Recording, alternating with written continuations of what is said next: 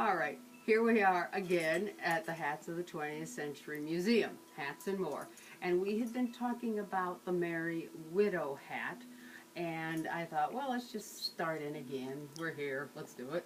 So, I first started out by saying that this hat had been called a Gainsborough, like the type of big black hats in his paintings of the 1700s. But when a big black hat was worn in the operetta Merry Widow in 1907, it became wildly popular again, and this time being called a Merry Widow.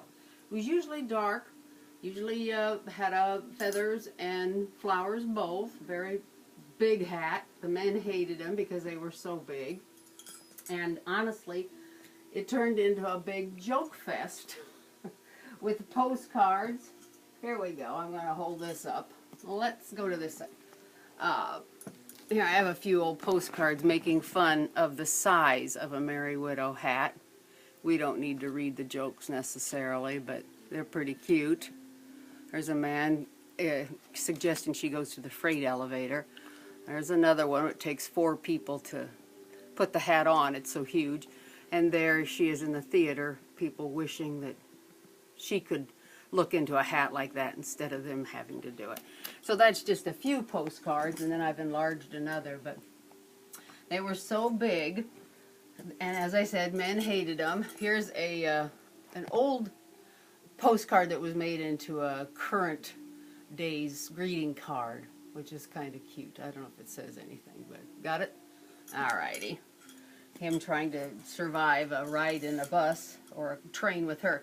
And here's another one that has a cute little poem. This is a 1908 postcard. I have all the cash that I can use. My late hubby's will fixes that. And now there's no one left to complain the next time I want to buy a Merry Widow hat. Technically, though, you didn't have to be a widow to want one of these big black hats. Okay, they were wonderful. The crowns were also something that was now starting to get large, oversized on ladies' hats, and a large crown will always tell you you're looking at a hat from the Edwardian period. And the crown on this one is rather good size, rows and rows of horsehair lace again. And something else that got bigger, make sure I'm not getting ahead of myself. The only reason we could imagine that the crowns got big was to kind of, I've never really gotten the straight story on that, but I would imagine the size of the Gibson girls' hairdo is kind of why the crowns got bigger, as it was with the flat wool tweed cap, to kind of keep up with the size of the head, see? They started making the crowns bigger. That was the Gibson girl again. So the little 5-inch bonnet pins that we had in the beginning of the 1900s had now evolved to where they had to be long like this one. This one is 12 inches long and would do a good job of going through the crown, picking up some hair, and coming out the other side. And, I can't see, I guess, from where I'm at, but this long hat pin is safely contained within the edge of the brim. But the problems were arising when gals weren't choosing their hat pins correctly. There's all different sizes. But if they had a big favorite long one, as on this little Edwardian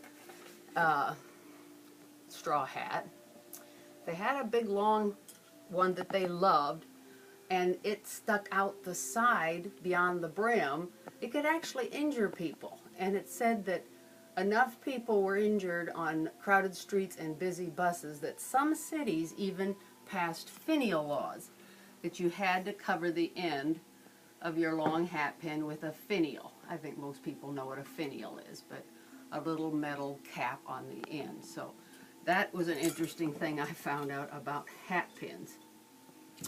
Okay, so it all brought on by the large crown of the Edwardian period. So now which hat do I want to do first? Alright, let's just do this one here. The large, I've got feathers flying everywhere on these old hats. The large crown hat was fine for gals who had enough hair. Now, oh, here's a picture of an actual gal with the stylish hair of the day. Okay, just gorgeous, really. But for gals who didn't have a lot of hair and a real sturdy hairdo, the weight of the hat would keep pushing the hair down until it was finally around your nose. That just was not good. So something had to be done, and they come up with it. It was called a sizing ring. I put some paper behind it so you can see it better. So a sizing ring, or I'll just stick that right back on her maybe. A sizing ring could be purchased, or probably you could make it too, but I bet they purchased them mostly. They seem, the ones I find always seem kind of manufactured. Get the size of your hat and the size of your head and tack it in, and now you're ready to go with a hat that actually fits. And that is such a good idea that 20 years ago when I was finding these things out, I was thinking, oh man, they should have that nowadays, because in the 90s they were selling hats again, 1990s, but only in one size. And gee whiz, people have big heads and little heads and everything. Well, by the end of the 90s and as we get into 2000, they were doing it, by golly. They are coming up with something similar. So this is 100 years later. They have a little satin thing that you can pull your drawstring to the size of your actual head and keep your big hat up where you wanted it. So everything old is new again eventually. Seems, oh yes, this little gal, she's got another one of those items. Might take our hat, our sizing ring off.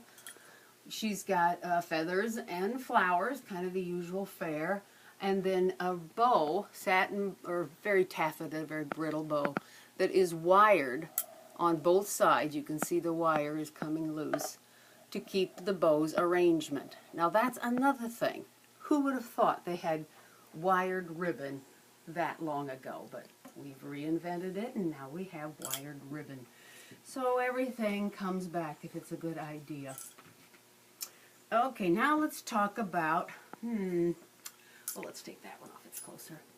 Let's talk about these weird serpentine shaped hats. They like to sweep these large brimmed hats, sweep the brims upward into weird serpentine shapes. It really didn't make much difference how.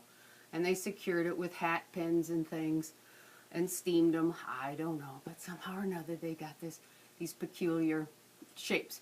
And this one I thought was very neat because in the back it has a 1907 Indian head penny made into a stick pin. Now, I don't know if you're ever going to get that focused in, probably not. And if I polished it up, it'd probably show better. But you know, I really don't want to do that. But that's right on the money, 1907. So let's try that on her. Seems like I was going to say something else about that, but I can't think of it. This is a nice Milan straw, which was named for the city it was produced in, Milan, Italy. And the reason I know that is because I have a man's hat or two that clearly say Milan straw, and it's exactly the same as this. So, oh, I know, down here we have a picture. I just come up with a postcard the other day of a gal wearing a very similar upswept straw hat. Got it? There we go. Just to prove I'm not talking through my hat. But anyway, this is an old beauty. Here's another one. Another upswept brim hat. And you know what? Now see, I'm going to take the Merry Widow off. This one has got more of that new plastic that they're using. Some sort of plastic or synthetic. Delicate little hollow half beads all the way around the brim. That is really something. And they like the feathers that stuck straight up. It also has a little sizing ring. This has got the drawstring, kind of like the new hat. Huh, I hadn't noticed that. Boy, old is new again, isn't it? This has lost its lining, but it shows you how they even used buckram to support delicate straw. Let's try that on her. This has a very Edwardian look. There we go. I think from people seeing the Titanic, they might recall. I don't think that sizing ring's working for her. And you know, actually, as we went through the next decade, the 1910 decade, hats did start getting lower and lower. And it was kind of a good look. And they also knew how to turn brims up evenly. Yep, this one's got a gathered in the center lining, no hat sizing ring, so it must have gone for a gal that had plenty of hair. I think this one does fit on me, so I'm going to try it on me fairly well. I usually have enough hair. This is a gorgeous old beauty with lace all the way around and a silk bustle on the side. And golly, we're just about, how are we doing on time? Can you tell me? 5 left. 5 minutes and our video's still working. Okay.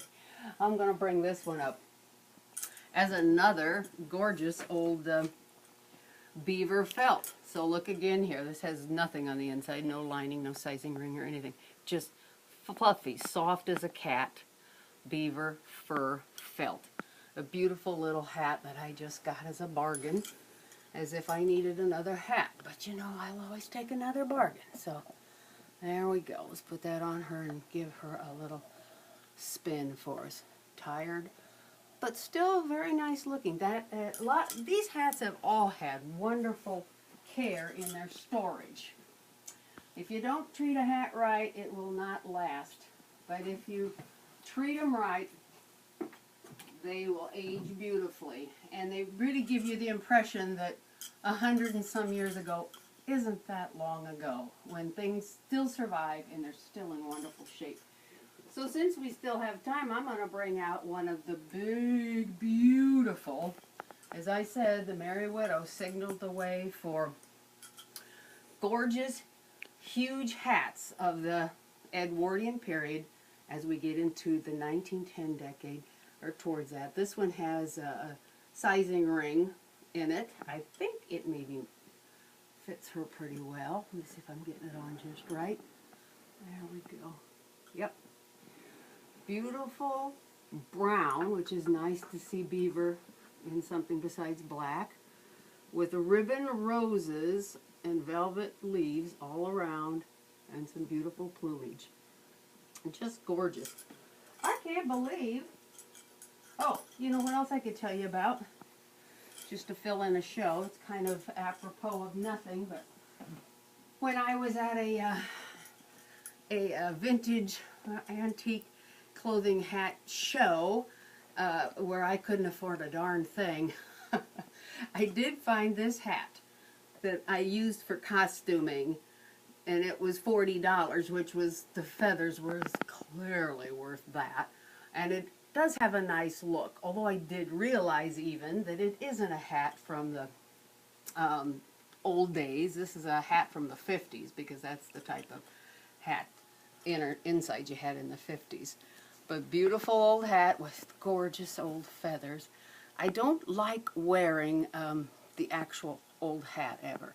I used to dress up when I did my programs, and all my outfits were homemade copies, and the hats were reproductions. So I don't know if this is hard to be at the end and not have anything else out, but I'll tell you what, we'll refill these tables with hats of the 1910 period, and we'll continue on, and I'm looking forward to seeing you next time. Thank you very much.